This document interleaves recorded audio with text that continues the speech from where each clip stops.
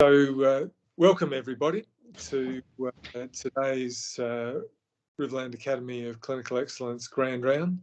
My name's Professor Paul Worley. I'm the Executive Director for Clinical Innovation in Riverland Mallee Coorong Local Health Network, and at the moment on Ngarrindjeri country, acknowledging that our health network recognises the sovereignty of Aboriginal people in the lands and waters in which we work, and acknowledges that we have an awful lot to learn from an Aboriginal worldview and from Aboriginal people and communities.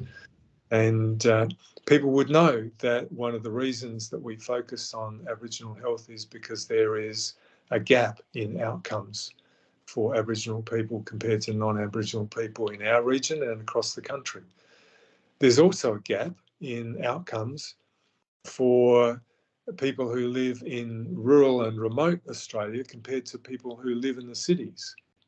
And a lot of work is done to try and address these sort of gaps.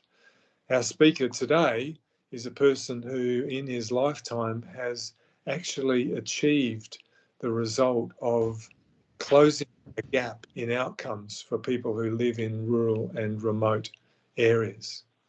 The outcome gap that's been closed is the impact of having a myocardial infarction. What are the health outcomes, the survival likelihood for you if you are living in rural Australia versus living next to a major tertiary hospital in one of our cities? Dr Phil Tideman has led a team that has revolutionised the system of care for people with heart attacks in rural areas, such that we now can say that you can have that event. Hopefully you can prevent it, but if you do have that event, then the outcomes for you are going to be very similar to the outcomes for your cousin who lives just next door to a major city hospital. That is not something we can say in many areas in medicine at the moment, and it's a fabulous outcome for which we are all very grateful. We're very grateful, Phil, that you've joined us today, and look forward to hearing about your views on what we need to improve rural health and rural health systems more generally. Thank you. Thanks very much for the introduction, Paul. It's a pleasure to present to the Riverland Academy. I think it's I'm just learning about the depth and breadth of what you're planning, and I think it's very exciting because it actually dovetails extremely nicely with the work that we've been doing on clinical networks, but also is an essential part, I think, of the solution to the rural health crisis that we are facing here in South Australia, but it also is reflected nationwide. So if we just go to this presentation, hopefully that's showing up on your screens, is it? Yes, it looks good. I've got to go back to the beginning. Okay, so I'm currently Clinical Director of Cardiology and iCCnet in the Rural Support Service here. Up until September last year, I was heavily involved in country consulting, but due to health reasons, I have not been able to do that since September last year. So I've come back to work in the last couple of months to really do a stock take of where we're at with the iCCnet clinical network and work out what we need to do going forward in the context of the health crisis which we face in South Australia, which really I think is now at a point it hasn't been at before, and I'll go into that in just a minute. I'll also declare my interest in that I am on the executive of the Rural Doctors Association of South Australia as one of the vice presidents, and the Rural Doctors Association has been very active in trying to get our politicians in particular, as well as our bureaucrats in the health system, to face up to some of the issues that we are dealing with and to start to implement some of the solutions which we're pretty confident would work. So I've been in the health system pretty much the same time as Paul. graduated at the end of 1984 into 85. Initially did some general practice training. After my internship, I did 2 years of what was then family medicine program training, and then I did a year of obstetrics, actually in Mildura. I got waylaid into specialist training in 1989 when I went and worked in Hobart because my wife had taken a job there as a journalist, and I undertook physician training from there and finished my cardiology training in 1996. It was soon after that we started work on chest pain assessment protocols to try and improve outcomes for patients with chest pain, given that there was about a 5% inappropriate discharge from emergency departments. And then we built that into we decided to implement that in our rural areas because we saw there was an enormous need. And it became not just about chest pain, but about acute cardiac conditions in general, including heart failure and arrhythmias and other presentations. But over that 4 decades in the health system, I've learnt quite a few things from my patients, largely, about what they need and what they want. And I was going to impart some of that to you today because I think it builds from the ground up the case for rural generalism if we look at really what patients need. In particular, in South Australia, we have a fairly unique situation, even within Australia. We only have a population of 1.77 million. It's highly centralised, with about 1.3 million of those living in the larger metropolitan area of Adelaide. So that only somewhere between 26 and 28% of the population live outside of the greater metropolitan area. That gives us a rural population of about 450,000. Some of those live in Barossa Hills Fleurieu LHN, which is largely proximate to the large urban area of Adelaide. And our major concentration has been outside of that population to the smaller LHNs. We've got about 9, I think actually 10 regional health centres serving a population greater than 10,000. That's if you include the Copper Coast, so Moonta, Wallaroo, Kadina as a single entity. You'd have 10 regional centres with a population greater than 10,000. The largest being Mount Gambier and Whyalla, and the others sort of between 10 and 20,000.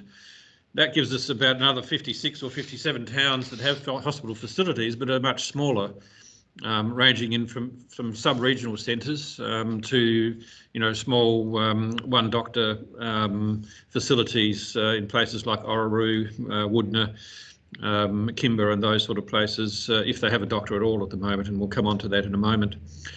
The particular characteristic of South Australia's health system is low population density outside of metropolitan Adelaide, and that really defines us as unique in trying to build solutions. If we look at the eastern states, they've got much larger regional centres.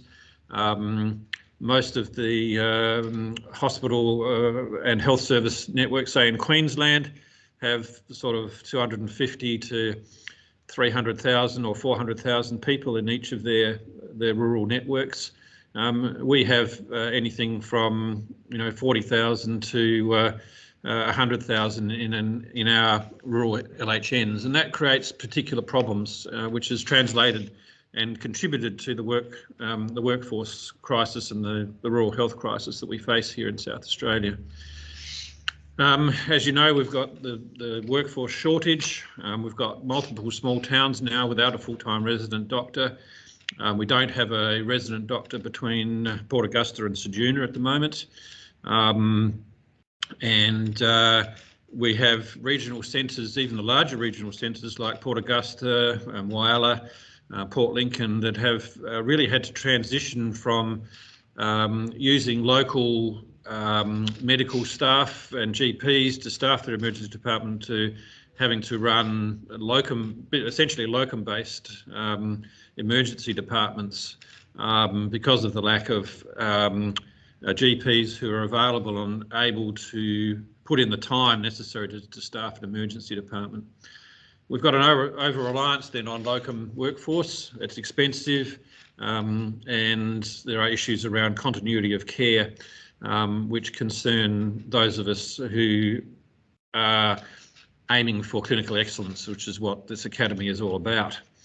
We've got an ageing workforce with an imminent exodus due to retirement of about 25% of the rural doctor population, and we're unable to fill the available GP training positions.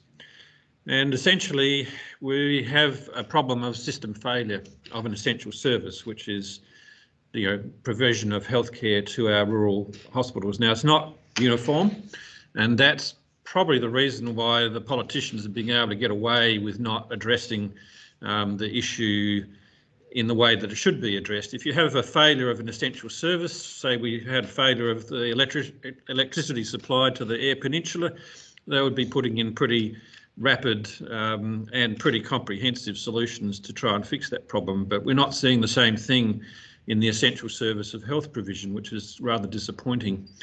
There are lots of reasons for that. We made a representation, we being the RDA-SA executive, to the Senate Community Reference Committee that was looking into rural and outer urban primary care. And basically the thing that we said most of all is that there's not one single entity which is actually responsible for making sure that there are healthcare services available where they are needed, particularly in our small rural towns. And that's a consequence of Commonwealth funding of the Medicare system, with the states responsible for the public health hospital system. And obviously in small country towns, they are one, and yet we don't have a single entity that is responsible for making sure that those services are available. I think certainly over the context of my career, since the mid-1980s, there has been a gradual devaluing of primary care in the context of rising specialisation. Now, I think that the rising specialisation has been necessary because of the dramatically increasing capabilities of the health system and health treatments and the complexity of those, but it shouldn't have come at the expense of devaluing primary care, which has led to this systemic imbalance between specialisation and generalism. I think there's also been a failure to recognise and acknowledge that rural healthcare is different from urban practice. And I think, in fact, our professional organisations have been as much to blame for that as anything. Certainly the AMA and RACGP resisted this idea that there should be a different system for funding and remunerating rural practitioners compared with city practitioners. They've fought that for a long time, although I think gradually now we're getting to the point where people can no longer sustain that position. There's been a bureaucratic blindness to the solutions. We've had solutions around rural generalism for at least a decade. The Road to Rural General Practice, which was put together by the Rural Doctors Workforce Agency back in 2011, sat on the shelf for years, and I can remember being in a rural governance meeting back in 2016, where the CEO did not know of the existence of the Road to Rural General Practice report, which just tells you the significance of this bureaucratic blindness to the solutions that were put there for them. This has resulted in a lack of workforce planning and investment in appropriate training systems and career support, which has contributed to the systemic imbalance between the specialists and the generalists.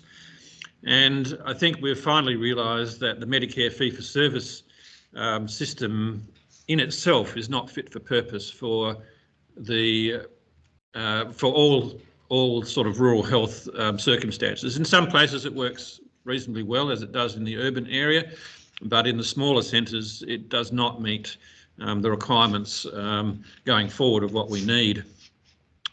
So let's go to what I've learnt, I suppose, and probably what you've learnt from looking after patients over a number of years. What do they need and what do they want? Well, certainly for emergency care, they want and they need medical staff and nursing staff who are well trained and experienced in all aspects of emergency medicine. And I'm talking about trauma care, resuscitation and advanced life support, initial management of life-threatening or limb-threatening acute medical, surgical, obstetric, paediatric and psychiatric conditions. And they realise, the patients themselves realise, that we have to have access to essential diagnostic equipment and services, which is driven our interest in point of care pathology, for example, to make sure that test results are available in a timely manner, even if you are in a hospital facility or a healthcare facility that does not have a pathology laboratory attached to it. We also need, in that context, timely access to medical evacuation or retrieval services, and we're fortunate in South Australia that does work pretty well. There are a few challenges and limitations, and there was a recent report around that, which should lead to some further improvements. But overall, as long as we can provide competent and caring doctors and nurses, we're able to provide patient safety in terms of emergency care. And I think patients are not particularly troubled by who provides that care, so long as it is competent and caring. And as I've mentioned before, emergency medical services are an essential service, and they should be available in every hospital 24/7, with the availability of pre-hospital emergency medical care as needed, and that's provided through our rural emergency responder network, which complements the efforts of the paramedics and even the ICU paramedics in the ambulance system. So that's what patients need in emergency care. In acute care, so perhaps talking about acute conditions that aren't necessarily immediately life-threatening or limb-threatening, but, you know, appendicitis, acute appendicitis, or a bacterial sore throat, or pneumonia, or a DVT, they're the sort of things we're talking about, in either an ambulatory or inpatient setting. The patients and we recognise that we need access to knowledgeable, skilled and experienced medical, nursing and allied health staff. We need to be able to provide such care, basic care, as close to home as possible, and this requires that these medical facilities have access to a range of competencies in their staff. And on top of that, we need to be able to access specialist care when and where appropriate. The addition to the competency and caring component of this is communication with patients, and I think that's really important. Certainly something that I've learnt running a clinical network, is that patients really need good communication in these settings. And if we provide competency, caring and communication, we end up with trusted and safe care in the acute sort of setting. Beyond that, primary care obviously is heavily involved in longitudinal or chronic care, and I'm talking about health surveillance, primary prevention, secondary prevention and chronic disease management. We need all of the above characteristics that I've mentioned already in emergency and acute care, but we also need good clinical systems when we're dealing with longitudinal or chronic care. The other thing I've learned over the years, I think, is that good comprehensive care takes time with patients. Certainly in the field of a consultant physician, it can take anything from 20 minutes to more than an hour to deal with the patient as an initial consult if you're going to do it properly. And the same in primary care and particularly in rural general practice. It's important to have the time to spend with patients, and patients are acutely aware of this. The other thing they're acutely aware of is continuity, and it's probably one of the largest things that I get back from patients is the need for continuity in their primary care. And one of the things that they find difficult is this lack of continuity, where they're seeing a different practitioner every time they come to the clinic for various reasons, and this is exacerbated where we're over-reliant on locums, for example. We need to be able to deliver longitudinal and chronic care in a comprehensive, integrated healthcare ecosystem. So it's not just the doctors, it's your nursing staff and your allied health and even your support staff, and it also is dependent on equipment and facilities. And if one part of the health ecosystem falls apart, then the whole system falls apart, and that's what we're seeing at the moment on places like the Eyre Peninsula and in the Mallee, for example. So if we take all of those things of essential requirements for delivering good healthcare in a rural setting, we end up really with the case for rural generalist medicine, because rural generalist medicine can provide a workforce with a range of competencies, knowledge and skills, appropriately supported with education, training and skills development, good collegial support, both from your craft group practitioners, that's your fellow GPs or your fellow nurses or your fellow allied health practitioners, but also across those craft groups. You need good collegial relationships. We need ongoing professional development, and we need appropriate remuneration and lifestyle support for people working in the rural areas, and things like access to leave, support for family, good housing and educational access are all important. And that's why I have devoted time to the Rural Doctors Association, because those industrial issues are just as important in trying to find a solution to the rural health crisis as the clinical issues.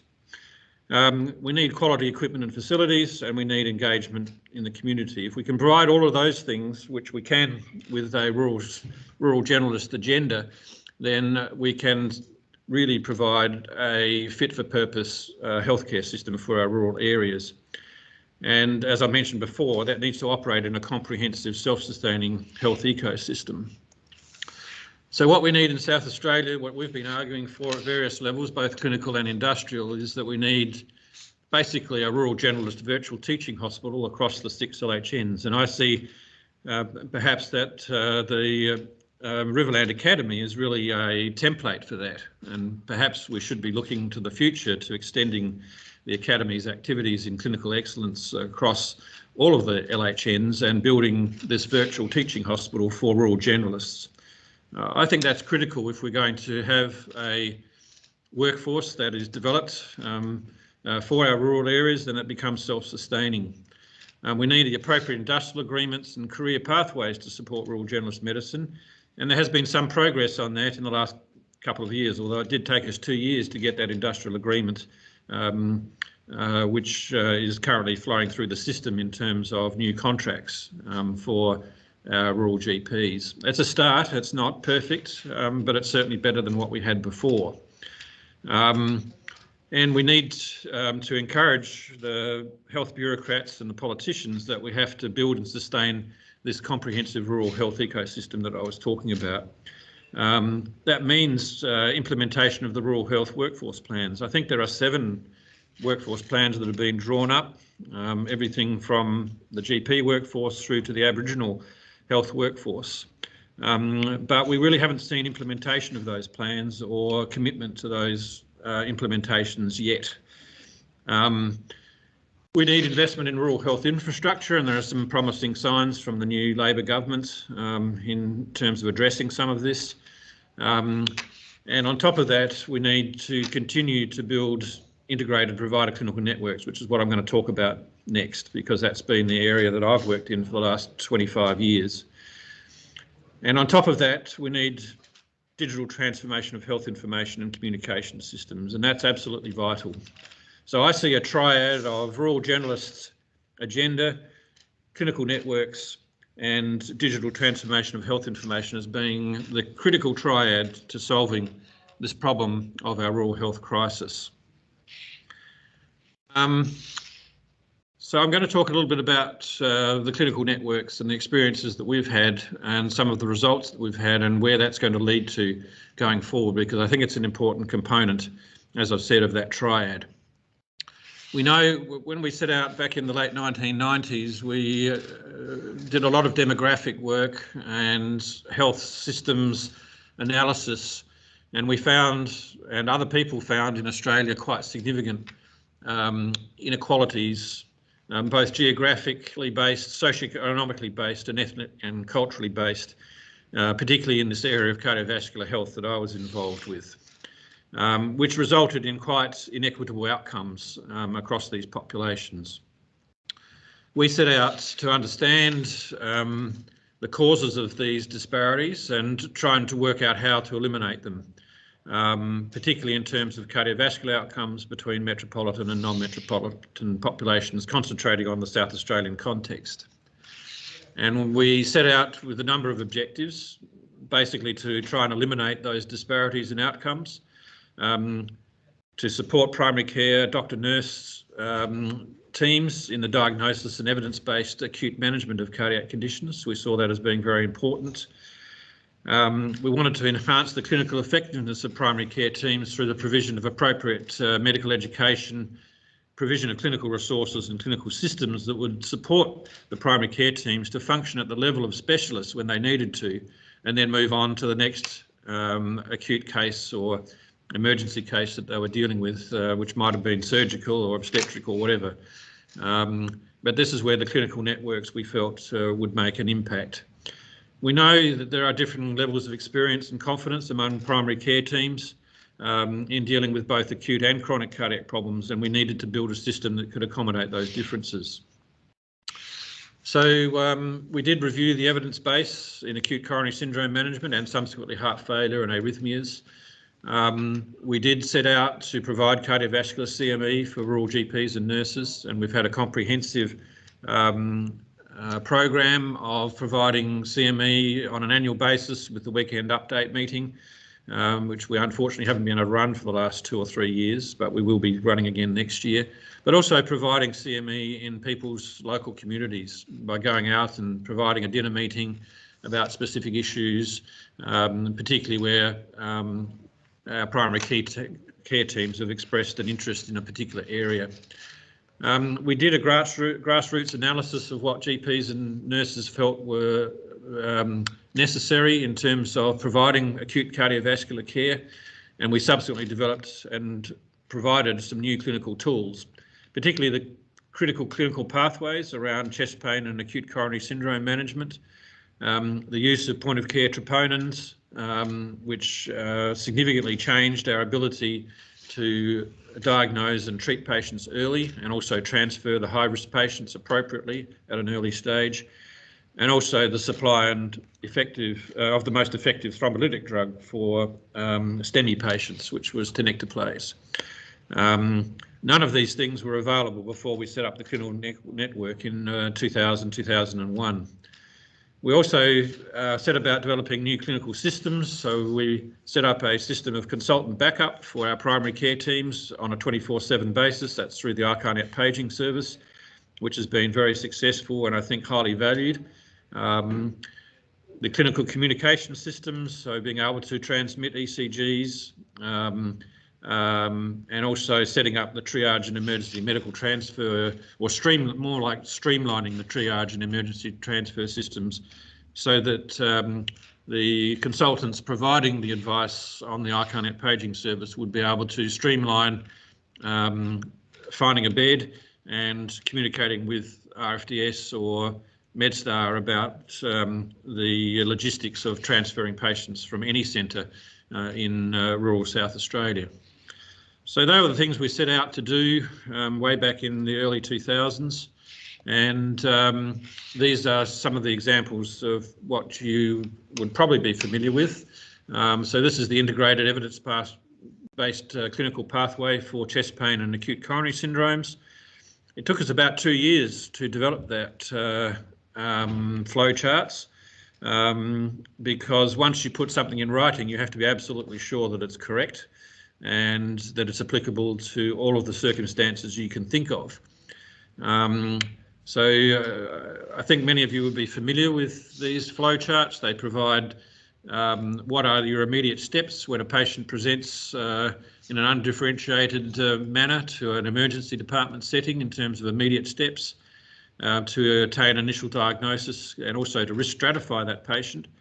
It outlines the initial treatment, evidence-based treatment for each of the clinical pathways. That's low-risk chest pain, unstable angina, non-STEMI patients, and then the third stream, which is the ST elevation patients. Each one has slightly different requirements for both treatment and further diagnostic testing and risk stratification. And then these pathways then provide the ultimate destination for these patients in terms of triage and disposition. We've subsequently developed some pathways around shortness of breath and heart failure, and we've been trying to develop similar clinical pathways around arrhythmias, although that hasn't been as easy as one might imagine from our previous experience with chest pain and ACS. But that's an example of the clinical pathways that we have developed and used, and they've been very helpful. Point of care pathology has been essential. So prior to our clinical network, if you needed a troponin, well, in those days we didn't we weren't even using troponins in the late 1990s. We were still dependent on CKMB, which required a laboratory, and if you were not in a facility with a laboratory, that would lead to significant delays in terms of getting the specimen to the laboratory and getting the results back again. And our initial experience was in providing troponins with the machine on the left-hand side. Here, this is the cardiac reader. That was the very first instrument that we used, and had experience with supporting those critical clinical pathways with the availability of point-of-care troponin within about 12 minutes for a negative result earlier if it was positive. That actually then developed through discussions with our primary care teams as to the availability of other essential point-of-care tests. Even a simple thing like a hemoglobin on the HemoQ can be extremely important in managing patients in the acute setting. But basic biochemistry, renal function, glucose, lactate, blood gases, coagulation studies were all identified as being pretty much critical tests in an emergency department setting. And we've been able to, over the years, been able to improve access to many of these tests through point-of-care pathology. There's the precision of tenectoplase prior to the network setup. Most country centres were still using the older versions of streptokinase, and that was partly a cost issue and partly an evidence-based issue, I think. And we implemented universal access to tenectoplase in all of our hospitals, and making sure that that was available 24/7 with replenishment systems so that people could be replenished very quickly if they used their stock. We worked pretty closely with RFDS around the transfer of patients and also standardising protocols for things like IV GTN. For a while we were using IV tirofiban. Mostly we don't need to go that far these days because we've got access to the fractionated heparins and to the oral glycoprotein 2B3A inhibitors. But integration of that care between the peripheral hospitals, the transport systems and the tertiary hospitals was really important. And the critical pathways, the point of care pathology and the access to a cardiologist 24/7 were all important parts of that system, and working with the RFDS to achieve integration. We set up the network in 2001 with the first 6 sites in the southeast. That gradually expanded to all of the southeast, and then gradually over the following 6 or 7 years through to about 2008. The word of mouth, particularly through the nurse managers in the rural hospitals, led to requests from all over the state to be involved in the clinical network. And by 2008, and with extra funding from Country Health in 2006, we managed to make sure that all hospitals in South Australia were within the network by 2008. We subsequently did quite a sophisticated analysis. Took a number of years to do this analysis, initially relying just on ISAC data, but then working with my colleague Derek Chu, who was head of our department here at Flinders, in working out some quite sophisticated ways at looking at 30-day mortality from acute myocardial infarction, which was weighted for risk. And we produced a paper which was published in the Medical Journal of Australia in 2014, outlining the outcomes. And so what you'll see here in this diagram is starting in 2001 through to 2010. We're looking at the 30-day mortality from patients presenting with acute myocardial infarction, not necessarily STEMI, but also including non-STEMI patients. And in the dark black line, which is this one here, this is for patients presenting to a non-metropolitan hospital. And the lighter line here, solid line, is the 30-day mortality for metropolitan presentations. The other charting that goes on in the background here is the actual numbers. What we're looking at with the dark black line and the grey solid line here is the weighted moving average across that 10 years. And basically, I can summarise it this way. In 2001, if you presented to a rural hospital compared with a metropolitan hospital, your odds of being dead at 30 days was 1.69, so near enough to a 1.7-fold higher risk of dying at 30 days from a myocardial infarct. By 2010, we'd reduced that to 0.92 as the point estimate, although the confidence intervals did cross 1, and therefore what we could say in 2010 is there was no statistical significantly difference in 30-day mortality between country presentation myocardial infarcts and city presentation myocardial infarcts, compared with a highly statistically significant difference of 1.7-fold increase in risk back in 2001 if you presented to a country hospital. This was associated with a 22% reduction in 30-day mortality over that 10-year period in our country hospitals. So we felt this was a good analysis that demonstrates the power of a clinical network. Because it's not just one thing in a clinical network, it's all of the components of the clinical network that contribute to that outcome. We took that, so that data went up to 2010 and was built on the clinical systems and the things that we provided through the clinical work that I've already outlined. We decided that we needed to build on that success and develop the network further beyond 2010-11. And we were particularly interested in reducing the burden of disease in the secondary prevention and chronic disease management phases, and ultimately in primary prevention and public health measures. And if we decided, well, we knew that if we were going to do that, what happened in primary care was much more important than what was happening in the tertiary hospitals. In other words, the solution to further reducing mortality from acute cardiovascular disease lay with primary care, not with the tertiary and specialised cardiac services.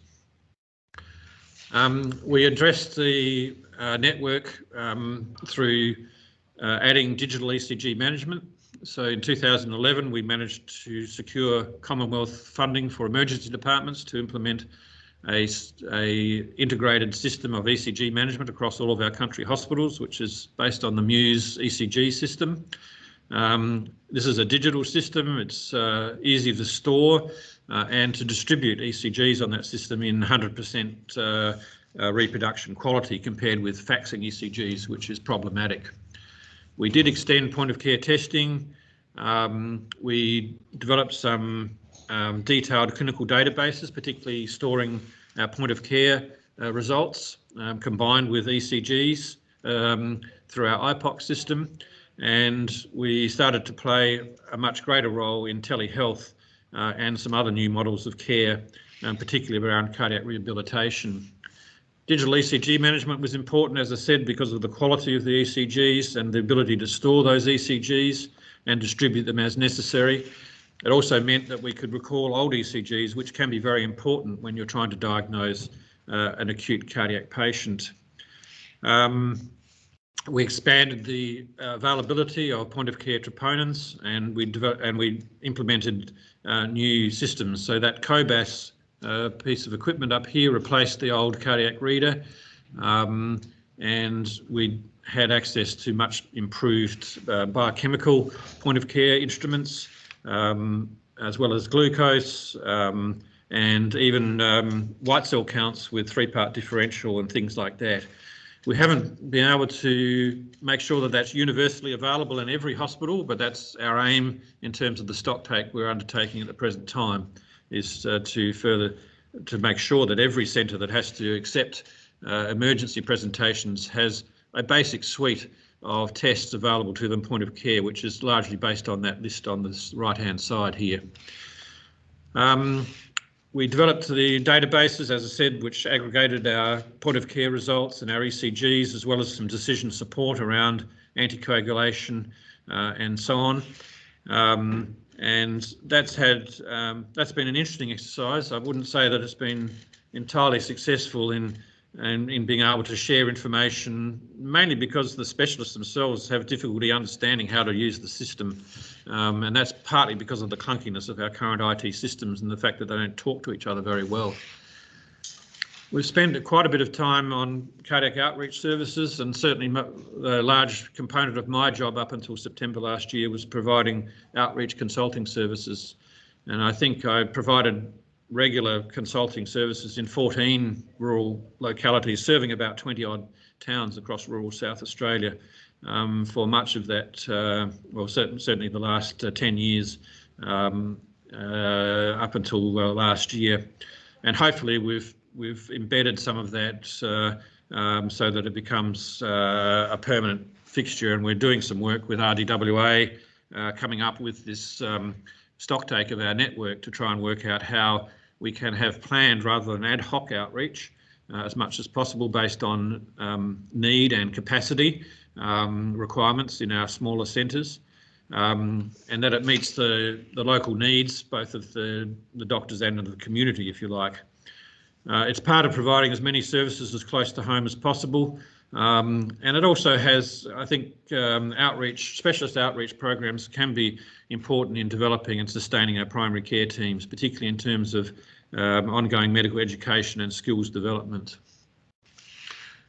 We have implemented Holter monitoring, 24-hour blood pressure monitoring in our smaller hospitals. We have made several attempts to try and improve access to echocardiography. That is still very problematic. Outside of the southeast of South Australia, so the Limestone Coast LHN, which has the only resident echocardiography service outside of Adelaide, all other areas are dependent on outreach echo services which are not meeting capacity requirements, and we certainly need to do better. Most of our rural areas are in the 9th and 10th decile of access to echocardiography compared with other places in Australia. We've done a little bit of work with improving access to exercise testing through video consultation and working with GPs to provide that.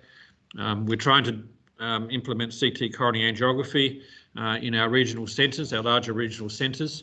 And interestingly, the Riverland, for example, has a 320 slice CT scanner, but it doesn't have the software to do coronary CT or calcium scoring, which seems a little odd when you think about the investment in, or the capital investment in such equipment not to be used to the fullest extent possible to enable patients to be treated closer to home.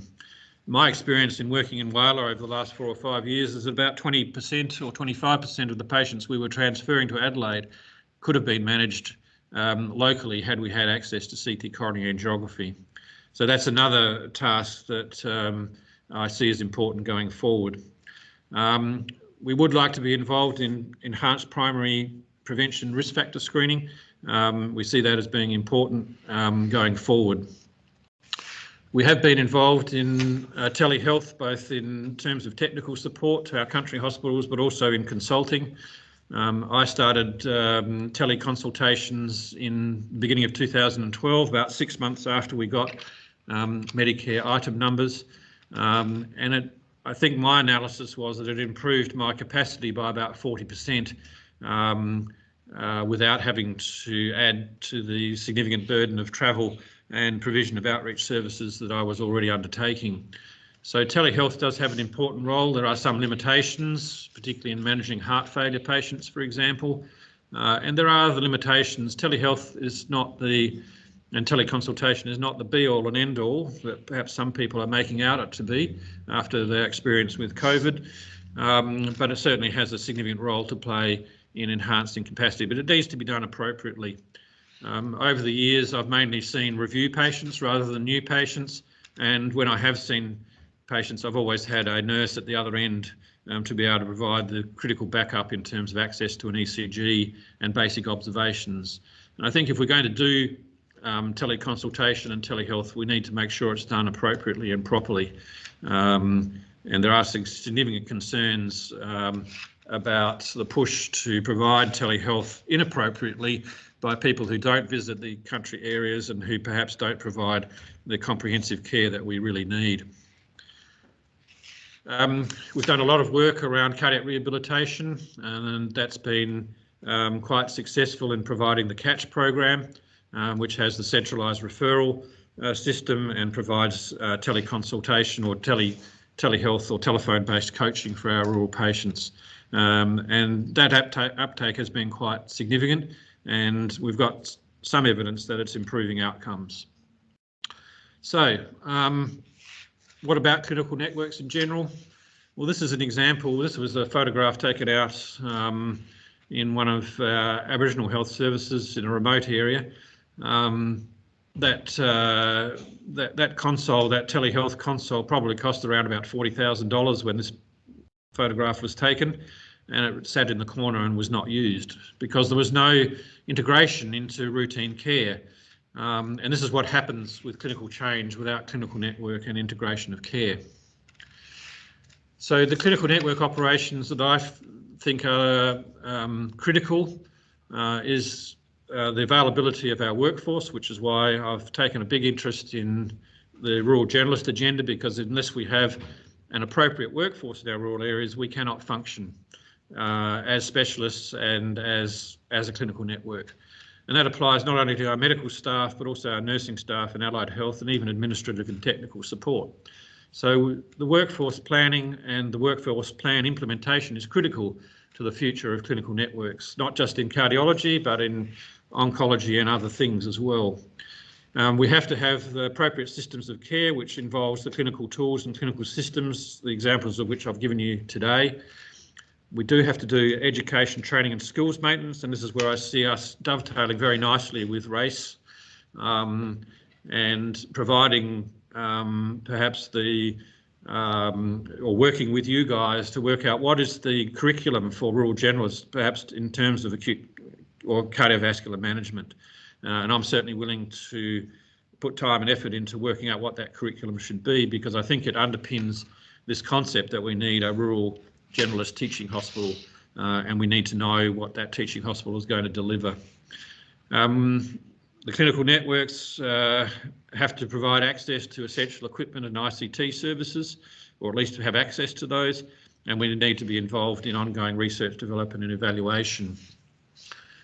These are some of the critical factors for success. We need to be multidisciplinary. We need to coordinate and integrate care both vertically between primary care, secondary care and tertiary care, as well as horizontally across various craft groups. We have to provide the clinician leadership as the specialists, working with you guys, working out what your needs are and providing you with what you need. We have to have executive and consumer buy-in. We need to be the champions of evidence-based care, and we need to engage in continuous practice improvement, whereby we are monitoring or measuring outcomes and feeding that back into the system to refine what we do.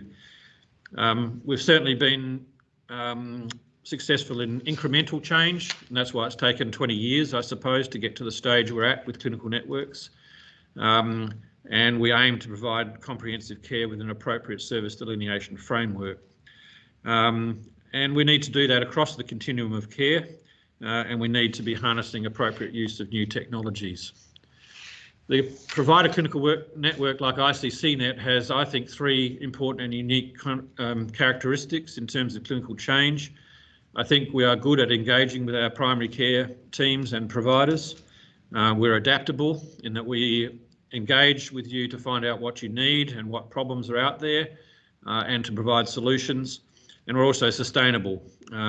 By systems management, we can provide these services at very little extra cost to what is being spent at the present time.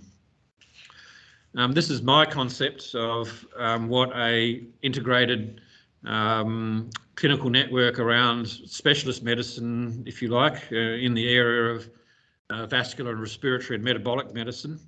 So having a cluster of clinical networks, which involves cardiovascular, specialist renal, respiratory, diabetes, cerebrovascular stroke, and also peripheral vascular disease, which translates into or crosses into the surgical area as well. And by doing so, we can work across the continuum of care. That's from primary prevention right through to chronic disease management and even end-of-life care, particularly in the context of heart failure patients. and we need to be able to cross the various sectors from primary care through to secondary care in local community hospitals and through to tertiary care as needed. We still face the barriers that I've mentioned earlier on, which is our workforce issues. We have significant infrastructure issues to deal with. We have major clinical information management systems issues to deal with because they're essentially non-existent in our rural health systems at the moment, particularly in South Australia. We need system planning and allocation of resources, both around workforce and also in terms of our outreach services. And the other thing that's bugged me over the years is executive discontinuity, and now with 6 LHNs, fragmentation. And I've seen fragmentation as a threat to the ability to provide standardised care across the whole of our rural areas, and we need to be very careful about how we proceed in that direction. There are certainly advantages in having 6 LHNs, but there are also significant challenges which we need to be cognisant of. So where do we end up? So as I mentioned, the future is about rural generalism. It's around clinical networks, and it's around digital transformation of health information. And ultimately, we need clinical integration, so strategic integration of technology and clinical systems, which are really centred around patient care. So we talk about patient-centred design, and I think of it more broadly around person-centred design, because we also want to bring in the issues of primary prevention. So hopefully that gives you a good outline of my experience over 4 decades at the front line, where I believe rural generalist medicine fits and why that is so important for us to have something like the Rural Academy, the Riverland Academy of Clinical Excellence, because I think that is absolutely critical to advancing our workforce issues and to dealing with the rural health crisis in general. So happy to answer any questions and engage in any discussion.